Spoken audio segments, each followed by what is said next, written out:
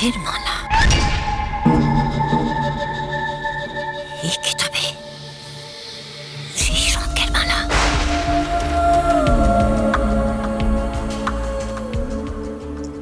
আয় তোরা,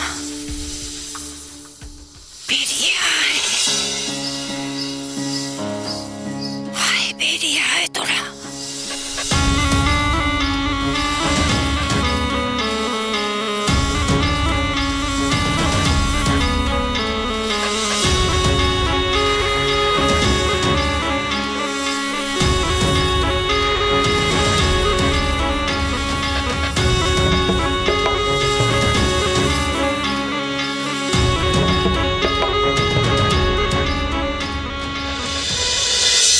কিছু ভাবছেন গুরুদেব? কি চিন্তা করছেন? চিন্তার কারণ আছে ভবানন্দ। কিঞ্জলের সাপে ফাড়া বলে ওকে টোপ হিসেবে ব্যবহার করে আপনি পঞ্চমীর আসল পরিচয় জেনে নেবেন ভেবেছিলেন। এখন টোপই পালিয়েছে বলে দুশ্চিন্তা করছেন? টোপের সুরক্ষার দায়িত্ব যে আমার ভবানন্দ। হ্যাঁ, তুমি ঠিকই বলেছ। আমি ভেবেছিলাম কিঞ্জলকে টোপ হিসেবে ব্যবহার করে পঞ্চমীর আসল রূপ আমি প্রকাশ করে ফেলবো, পঞ্চমীর শেষ থেকে ছাড়বো।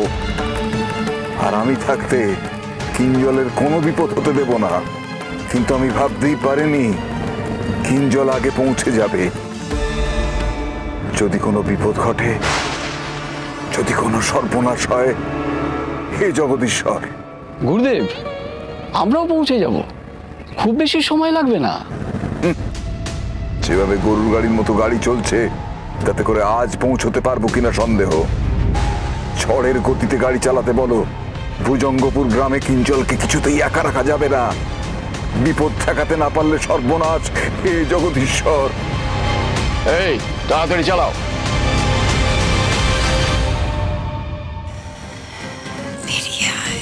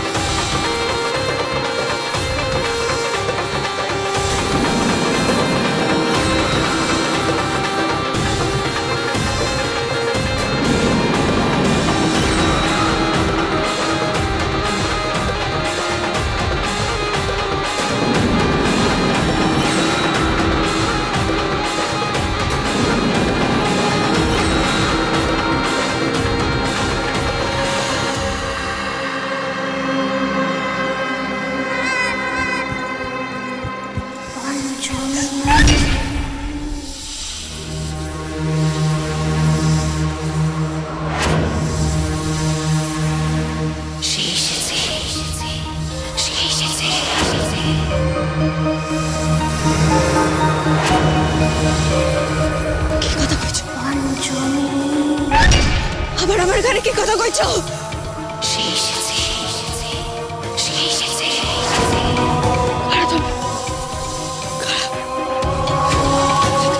কারা তোমরা? কারা কথা কইছো?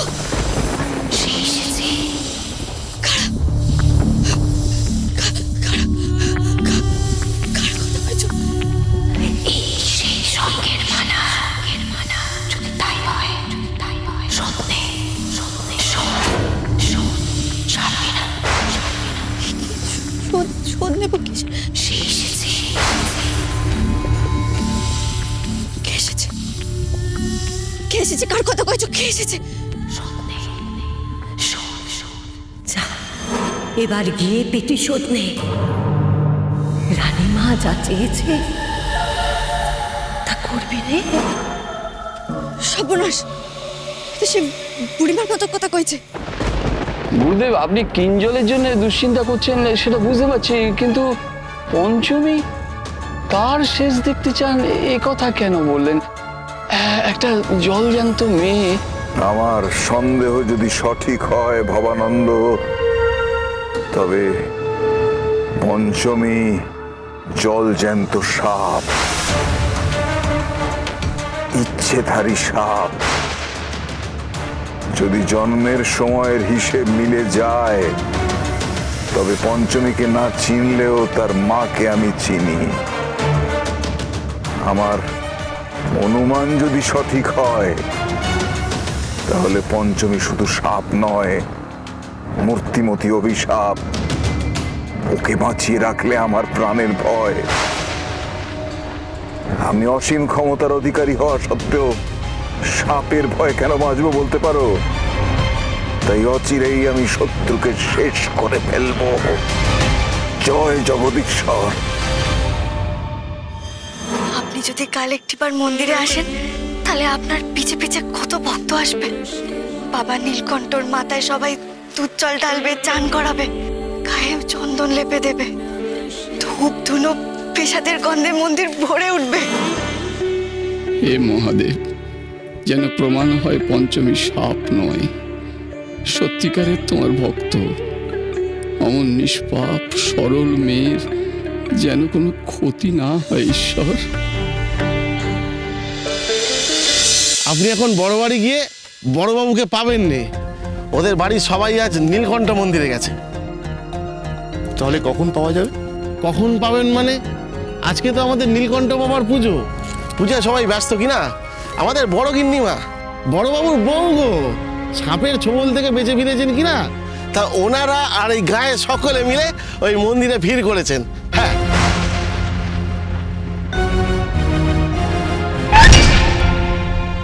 আমরা সকলে মিলে যাব এই কাজকর্ম সেরে, বুঝলেন বাবু?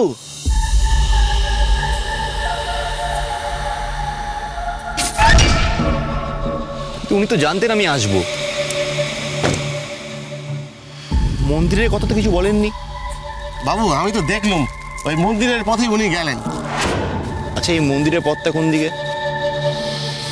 এখান থেকে ওই আপনি সোজা চলে যাবেন, সোজা গিয়ে ওই ডান দিকে যে একটা পাড়ের দোকান আছে।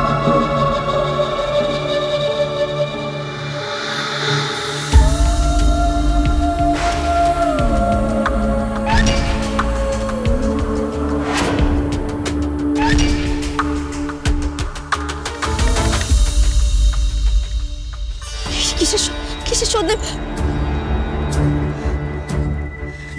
না না, আমি বোধহয় ভুল শুনছি। এইসব কি শুনছি?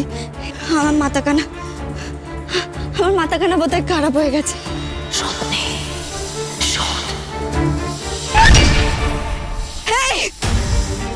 কারা তোমরা? তোমরা কি সব কথা কইছো? আমার একটা কথা তোমরা শুনে রাখো, আমি কিন্তু তোমাদের কারোর কোনো কথা শুনবো না। আমি কিন্তু কারোর কোনো ক্ষতি করবো না তোমাদের কথা শুনে। তোমরা যদি কাউকে বাঁচাতে বলো, কারোর ভালো করতে বলো, সে কথা আমি শুনবো। আমি কিন্তু কারোর কোনো ক্ষতি করবো না, আমি বলে দিলাম।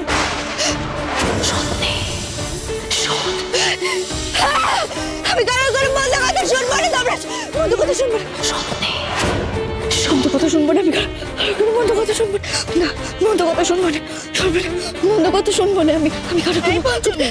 তুই এখানে একা একা কার সাথে কথা বলছিস? মন্দিরে পুজো, তুই তখন থেকে এখানে কার সাথে কথা বলে চলেছিস?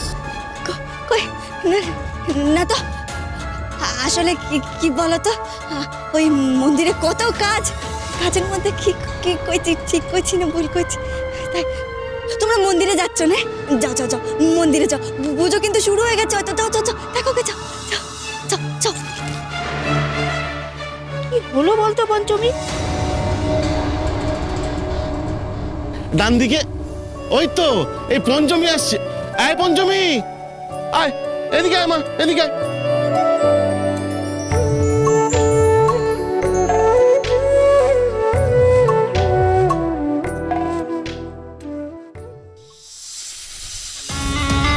যদি বাঁচতে চান আমার পেছনে থাকুন। শমনি শম শেষ গো